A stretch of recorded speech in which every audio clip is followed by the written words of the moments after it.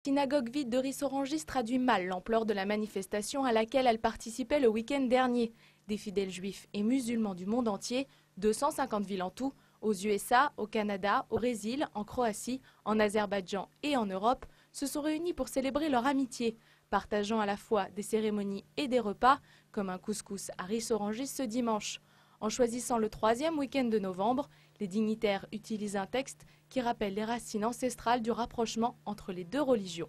Nous lisons le même texte de la Genèse qui présente Isaac et Israël autour de leur père défunt, décédé, Abraham, et qui montre que cette fraternité que nous voulons construire entre juifs et musulmans à travers le monde, elle a ses sources dans les textes les plus anciens.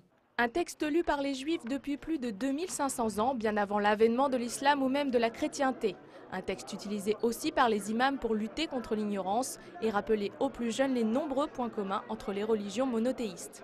Les Juifs ne sont pas des amis, ce sont des frères, avant tout. Nous avons les mêmes sources et racines spirituelles, nous avons les mêmes traditions, nous avons les mêmes coutumes. Pour prolonger cette communion, les fidèles juifs, musulmans et catholiques sont invités à se retrouver la semaine prochaine à la synagogue de Ris-Orangis pour une cérémonie de souvenirs en l'hommage de David Messas, grand rabbin de Paris, qui vient de décéder et qui avait consacré une grande partie de sa vie à rapprocher les religions.